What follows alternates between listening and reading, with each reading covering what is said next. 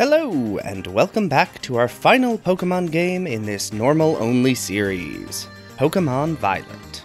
I had originally considered doing Sword rather than Violet, but after Black's, tedium, I simply couldn't handle that again with Pokémon Sword. So instead, we will be playing the comparatively streamlined Violet. Which I guess is a joke on me, because this recording still took 50% longer than Pokémon Black, so... We start, as we always do, in our lovely family home in the south of Spain, get myself together, and head out to meet the starters. I ultimately decided to start with Sprigatito, so Nemona chooses Quaxly. Pretty confident the fighting-type Quaquaval will be the hardest starter to fight against.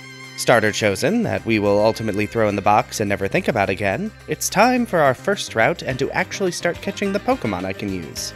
First, I catch a Lechonk that I name Bacon, then the Houndour Cave section. Here I catch my second Pokemon, a young goose I name Cheese. Its nature is awful, but it was the only one of the three that had Strong Jaw, so I'll have to do until I get a mint. Get some levels with my two pokes, and it's time to fight Arven. And unlike my Bug-type run, I actually win this time, so nobody mocks me for losing to a single Squovit, which I appreciate. I run around picking up a bunch of items, none of which are actually that useful because I can't remember what Pokemon are actually available in this area. But I do find a Happiny. Almost certainly won't use it long term, but it's good to have a third team member at the early stages of the game. I name it Omelette. And next is a Squovit I name Peanut. 4 normal types before any major fight is a nice change of pace. You'll love to see it. And our first major fight, Nemona. And yeah, it's not too bad at all. Our Pokemon are about the same level, and while she can Terastallize, I have 4 Pokemon and she only has 2. And then it's time for a couple easy fights and the extended school sequence before we can actually get the game going. But it's time. We have our marching orders, and we have some gyms to beat. But first, it's time for some more setup. Now that we have access to the whole map and Miraidon, we can start collecting some more Pokemon to pad out our ranks. Not that we should really need it, given the first gym is a Bug-type specialist. I cliff jump into South Area 5, but everything here is way too high a level for me.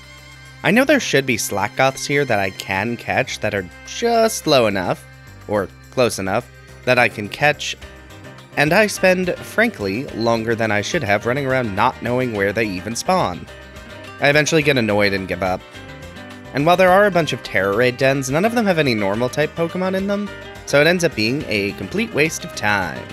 So yay! Then, fight a Poison Terra Dunsparce, which is both too high a level to use, and too high a level to even fight. So, we'll come back to this later. To the path that leads to the Elite Four, and I catch a Tandemouse I named Curry. It starts off kinda meh, but it is a fast physical attacker with a wild moveset. We'll get to it. And then a Flying Terra Meowth that I named Burrito, which is a great addition, particularly for the Bug Gym. Honestly, Burrito can probably just solo the gym. So, let's just give that a try. First, we do the gym challenge with its physics. Into the gym, and we Terastallize, use Aerial Ace, and Nimble doesn't go down. Considering how weak Nimble is, I was really expecting that to be a one-shot. That it wasn't is a bit, concerning. I do get through Tarantula, but Teddiursa bodies Burrito with Fury Swipes. Cheese does his best, but Fury Cutter is simply too strong. And we're done with this fight, because the rest of my team is not leveled at all. So that went surprisingly badly. I always forget that Meowth and Persian are really fast, and otherwise really weak. And while Aerial Ace is good, it's just not strong enough to sweep the gym by itself. So, time for some grinding. The one downside of doing runs in the newer Pokemon games is I don't have any way to cheat in all the rare candies in the world, so I must level normally, which can be pretty tedious. It does usually make up for it in that the run-through is considerably streamlined because the gym path has a lot less story than a full Pokemon playthrough does, but still, it does mean a lot of time spent leveling up instead of doing interesting fights. But at least I now know that just slaughtering the Chansey family is more efficient than doing raids. Raids would be better if I had a high-level Pokemon and access to high-level raids, but the game does not give you that. Okay, some levels gained, let's head back into the gym and see if I can avoid embarrassing myself again.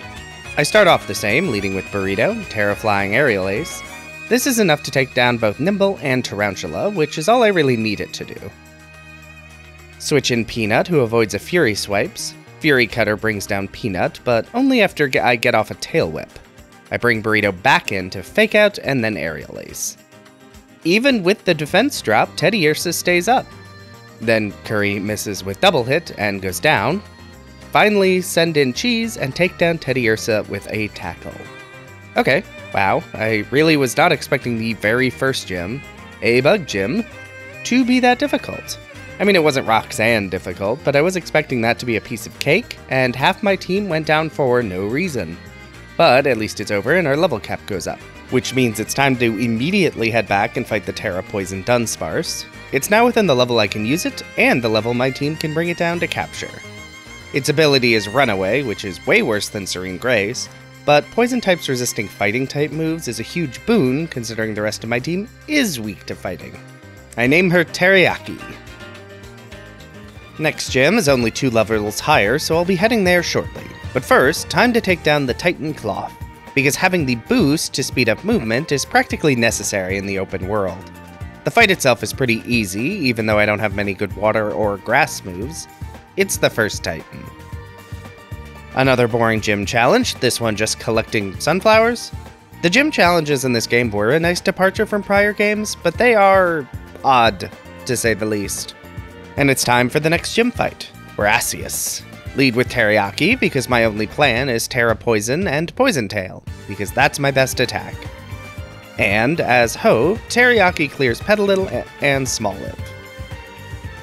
Poison Tail does less damage than I'd hoped against Sudowoodo, so I deployed Glare to paralyze and Screech to reduce its defense.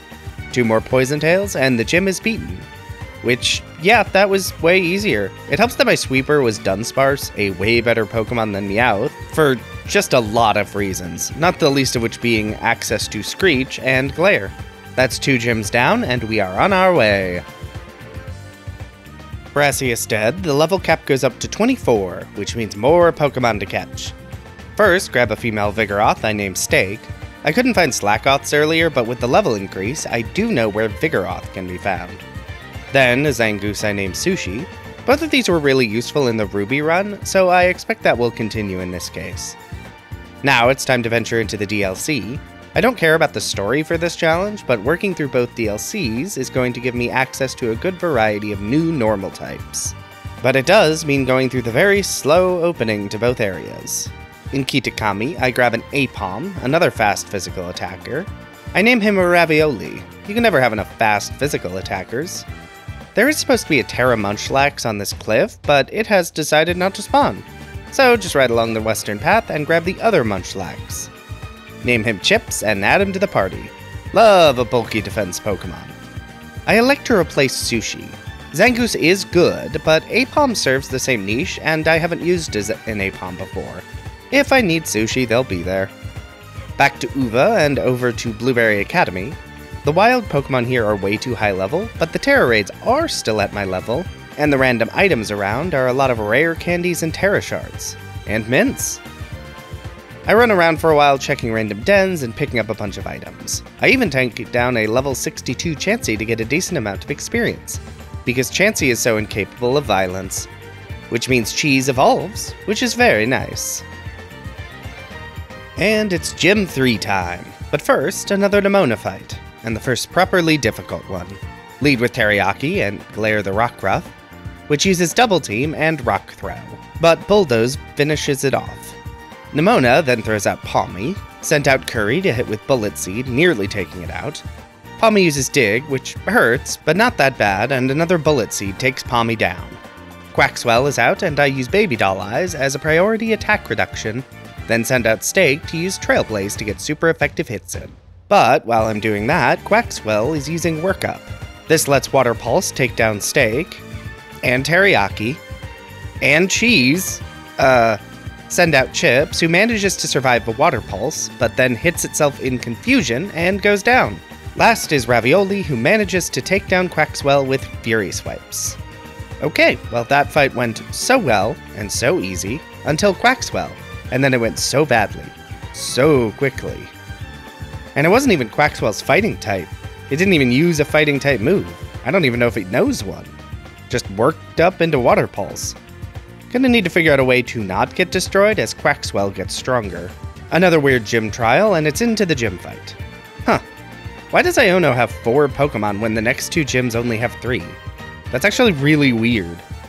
Anyway, to the fight. Lead with Teriyaki, who has Bulldoze, but Wattrel is flying and paralyzes Teriyaki. I only get off 1 attack before Teriyaki goes down. Send out Cheese and use Psychic Fang, which deals pretty good damage thanks to Strong Jaw. Not strong enough to solo the Belly Bolt, though. Next, I send out Curry, whose Bullet Seed deals basically no damage, then Curry goes down in 1 hit. Time for Steak, who uses Trailblaze to boost speed, then Terrastalize and Slash. Luxio comes out and eventually goes down to just so many slashes. But now it's Iono's ace Mismagius, which has no weaknesses thanks to Levitate. Switch into Chips. Chips gets confused, but fights against it to use Surf and deal not that much damage. Try Covet, and it does deal better damage, but not great damage. Fortunately, Charge Beam doesn't deal that much damage, though it does keep boosting Mismagius' special attack. Chips is just bulky enough to survive with 1 HP while taking down Iono's ace. Okay, that got closer than I'd like, but I still managed to get through, and that is 3 gyms down. Before we head into the next gym, it's time to take down another Titan. Bombardier will give me the ability to swim, very useful for some of the areas, particularly Blueberry Academy, where I'll be able to pick up more candies, shards, and mints. Bombardier goes down without issue, and Chips evolves into Snorlax. Kaskaroffa Gym is next on our list, then to the fish markets to return a wallet, then into the gym fight. It's actually a bit more involved than that, but not in an interesting way, so you have been spared that. Kofu leads with Veluza, and we both get critical hits immediately. Out comes Wugtrio, which doesn't quite take down Steak before I can get a Trailblaze off. Unfortunately, there is a Sandstorm, which finishes the job. Next, I send out Cheese to take down Wugtrio with Psychic Fangs, and it's time for Kofu's ace, Crabominable. It knows Rock Smash, but I still get a Psychic Fangs off, but only 1. Next, it's time for Curry. Curry deals big damage with Bully Seed, but doesn't quite take down Crabominable. Except there is a Sandstorm, so that's victory, I guess. A bit narrower of a fight than I was hoping, but that's still 4 gyms down, 4 to go. Next up is Medali City. Complete another gym trial by ordering the correct food dish. Thank you, Sarah B, for remembering that answer for me. Gym fight prepped, it's time to eat a ham sandwich and commit some more Chansey genocide. Which Blueberry Academy is great for, considering how high level the Chanseys are. During this, Ravioli and Teriyaki both evolve now that they've learned their signature move, which means a huge boost to their efficacy. And I just realized that Tandemouse evolved into Mousehold. Not sure exactly when that happened, since, unlike other evolutions, there is no cutscene. And I don't feel like looking back through the footage to find the time. Time for Larry and his very normal team. Huh, just realized every game I picked for the series also has a normal type gym leader. Anyway, lead with Steak and get demolished by Kamala, which is not a great start to the fight. Send in Cheese to finish it off. Larry sends out his Dunsparce, so I send out Ravioli to low kick it down. Despite getting paralyzed, Ravioli does manage to finish it off. Time for Larry's ace, Staraptor. Ravioli goes down immediately, so I send out Teriyaki to glare the Staraptor and then hit with Thrill Run. Teriyaki faints and Chips is up next. I get lucky with Paralysis, but forget to Terra Chips, so the Body Slam deals good damage, but doesn't actually KO. Facade's power is boosted due to Paralysis, which I've only just remembered, and it takes out Chips in 1 hit. Curry still manages to finish the fight off with a Bullet Seed. While writing this, I realized Curry ends a lot of these fights. And no rest, because it's time for a Nemona fight. I lead with Steak, because I can't actually change my lineup between fights, and I hit with Trailblaze. This boosts my speed, but doesn't deal nearly as much damage as I'd hoped, and Steak goes down. Send out Ravioli to low kick down the Lycanroc. Nemona sends out Gumi, which goes down to 1 double hit. Then Palmy, which also goes down to 1 double hit. Next is her ace Quaquaval, which has evolved and become even more dangerous. Double hit misses and Ravioli drops. But I send in Curry to use Baby Doll Eyes twice to drop Quaquaval's attack. Then into Teriyaki, I Terastallize to avoid any fighting-type moves, and Glare. Hyper Drill's damage is good, but not great. Fortunately, Quaquaval loses 2 consecutive turns to Paralysis, so I don't get nearly swept by a single Pokemon. And Gita gives us 5 TMs for Terra Blast, which is always a huge boon.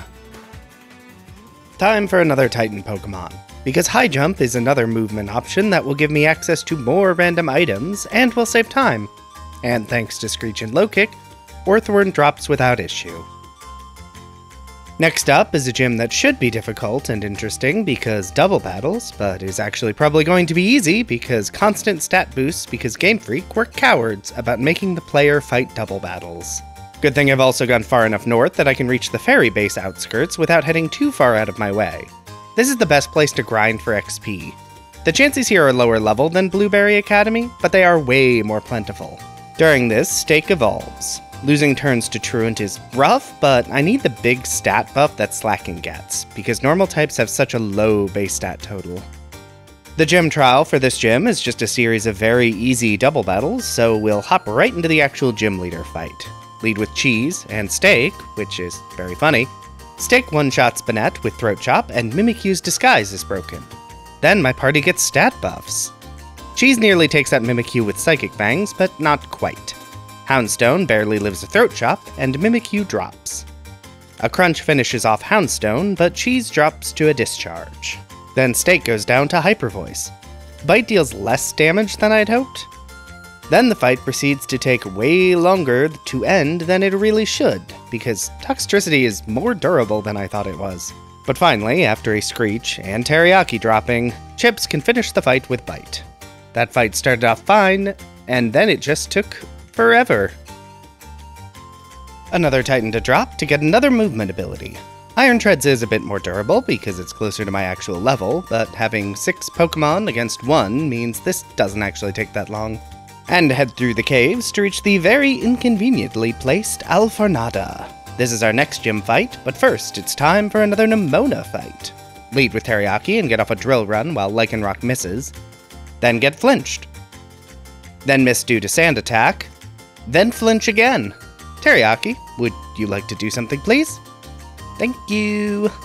Now it's Sliggoo. Hyper Drill nearly one-shots it, but then Teriyaki goes down. Send out Ravioli to low-kick Sliggoo out. Nemona sends out Pawmot, which takes good damage from double hit, and I'm paralyzed. But a second double hit takes it down. Quaquaval time. Let's see if I can avoid getting nearly bodied again. Doesn't help with Ravioli dropping immediately. Send out Curry, who survives one hit, to harshly reduce Quaquaval's attack before going down. Into Stake, my powerhouse. A crit takes out over half her health, then an Air Slash misses. Second Air Step deals far more reasonable damage, and Quaquaval is in red health. Chips is bulky enough to survive a hit and finish the fight with Body Slam. And that's Nemona. 4 for 4 on those. Way better record than my bug-only run. Gym Trial is a baffling experience, and it's gym leader time. Lead with Stake against her Farigiraf. Throat Chop deals less damage than I'd hoped, and she gets a crit on Zen Headbutt. Second Throat Chop brings the giraffe down. Gardevoir takes out Stake on her Truant turn. Send in Ravioli, who deals big damage with double hit, then Acrobatics to finish it off. Another double hit does big damage against Espathra. Ravioli survives a hit thanks to Affection, but Espathra has quick attack. Curry comes in and finishes off the Espathra with double hit. Curry drops to Moonblast, send in Cheese, Crunch, which deals good damage, but not quite good enough. Cheese goes down, but Teriyaki can finish the fight with Drill Run. That's one more gym down. Then I honestly just sort of ran around Blueberry Academy a bunch. There were a bunch of TMs, XP candies, and Terra Shards. And while I don't get enough shards for the types I really wanted, Ghost, Fighting, or Fairy, I did get enough for Fire, which was basically a guarantee. I even got a Porygon from a Terra raid, but I don't have any way to evolve it, so it will be staying in the box. One gym left to go, and it's the Ice Gym, so this shouldn't be too bad. I mean, I also thought that about Bug Pokemon, and that didn't go great. Time to lead with Chips, because I finally have Belly Drum. Costs half my HP, but maxes out my attack. And the leftovers I equipped help with getting that health back. Blizzard deals very little damage, and Body Slam takes out Frostmoth. Beartick's Earthquake deals more damage, but another Body Slam takes that down. Chips just barely survives an Ice Spinner, and also one-shots Cetitan. Last is Grusha's Ace Altaria, which misses Hurricane, and is also a one-shot. So, that was a full belly drum sweep. Completely uneventful. Gems down, it's time for the Elite Four, where I have to take a quiz to get in. And I actually forget which starter I took, so I have to take a minute to remember. And then I have to admit Cortando Gym was the hardest gym for me, so just wild. Anyway, we start with Rika, Ground Specialist. Lead with Curry and one-shot Whiscash with Bullet Seed, then Population Bomb Camerupt and miss. Try again and deal decent damage, but I only get 5 hits. Curry goes down, so I send out Stake, which takes out Camerupt with an Ice Punch. Stake is beepy enough to tank Earthquakes, but it takes 2 full Ice Punches to drop Dawnfan. Not great with Truant wasting turns. Dugtrio sets up Sandstorm and hits with Earthquake before an Ice Punch brings it down. Rika's Ace Clodsire is next, which protects on my Truant turn, which I really appreciate. Ice Punch deals good damage, but not enough to finish it, so I send out Chips and use Body Slam, and Rika is down. Next is Poppy, Steel-type Prodigy. Lead with Ravioli, who has the Fire Terra Blast. Poppy's teams all have high defenses, so I really wish I had any special attackers on my team. Terra Blast takes down Caparaja, but Bronzong has Earthquake. Cheese comes out to Crunch, and I'm faced with Corviknight, which loves to buff its defense and use Body Press. With no special attacking options, I'm in a lot of trouble. I actually assume I'm going to lose and will need to start again when I get a freeze off Ice Punch. Stake deals okay damage, but slowly because of Truant. Freeze expires, and I'm sure I'm still screwed because I haven't dealt as much damage as I'd like, and I get another freeze. I checked, and Ice Punch has a 10% chance of freezing, and I basically got 2 right in a row. Poppy's biggest wall dealt with through hilarious luck, I hit a Body Press and then send out Teriyaki.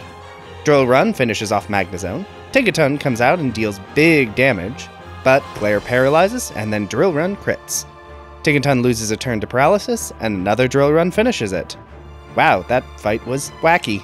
Flying-type Larry, lead with Teriyaki, which hits Ice Spinner, but doesn't KO despite Tropius being quad weak to it. It sets up Sunny Day and uses Solar Beam, which actually deals less damage than I'd expected. Another Ice Spinner against a Raptor, but close combat takes out Teriyaki. Ravioli is up, and Thunder Punch finishes it. Thunder Punch deals okay damage to Altaria, so Ravioli trades hit for a bit before Altaria goes down. Then Terra Blast against Oricorio, which deals not great damage, and Ravioli drops. Cheese comes in, hits herself in confusion, but a Psychic Fang finishes the Oricorio. Last is Larry's Ace Flamigo. Cheese survives close combat with Affection and gets a decent hit off. When Cheese drops, I send in Stake to finish the fight with an Ice Punch. Last, and easily least, Hassel and his Dragon types. I lead with Teriyaki again, which one-shots Noivern. Then Teriyaki gets poisoned before also finishing off Dragalge. Send out Stake against Haxorus. Ice Punch deals great damage, and Haxorus does not. Another Ice Punch finishes it off.